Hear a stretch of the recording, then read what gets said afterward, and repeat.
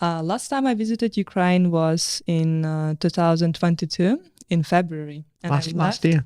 Yes, and I left 3 weeks sharp before the war started. That's right.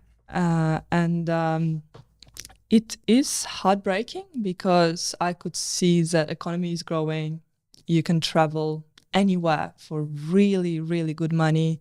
People are living their best life, and Ukraine was developing, it's growing, it's just a fabulous, beautiful place to be. And having Russia invade your country and trying to destroy your people and your culture was definitely very heartbreaking, especially visiting so recently and seeing your country blossom. But we've been fighting with them for the last 400 years, so that's not a new story for us, unfortunately. Yeah. Yeah, that must be horrible. And so you left, you said 4 weeks before the war? 3, yeah. 3 weeks. What family did you have there? All my family was in Ukraine. So your family, do you have many siblings? I've got a brother and a little sister. A brother and a little sister. Parents, all my grandparents are alive, so they were all in Ukraine. Now, the place you were from was on the west coast, right? Closer to... In the west. In the west, yeah. So when the war first started, I suppose people were a little bit more, okay, well, that's in the Donbass region, which is what they wanted on the east coast. I don't think they're going to come here. Or did your parents have a feeling, no, this is going to be all of Ukraine?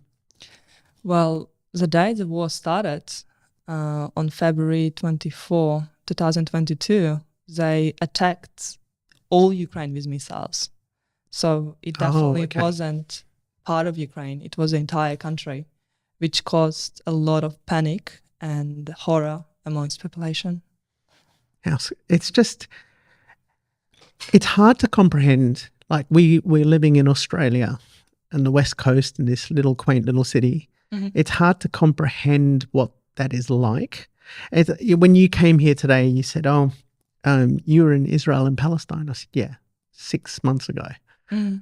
And it's hard to comprehend that the places that I was going through in Palestine, and you seeing some of those places on the news now, and you just think, my God, like I just can't believe that could happen. But it happened to your town. It happened to Ukraine, and that's still going at the moment. Were you in contact with your family quite a lot? Of course. Did communications always work, or were they on and off? Communications worked, yeah. When the war started, I was in Sri Lanka, coming back to Australia, and the first 10 days I was just by myself. I couldn't sleep, I couldn't eat. It was really tough. And especially my heart broke for my younger brother who was 18 at the time. And back then and still now, they have a rule that no man aged 18 to 60 can leave the country. So my brother just turned 18 a few months ago.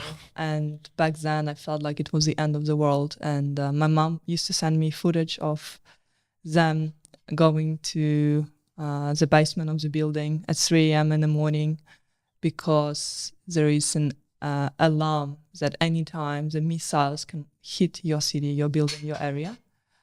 And seeing those photos of my little brother there at 3 a.m. in the morning was probably one of the most heartbreaking things from this whole experience.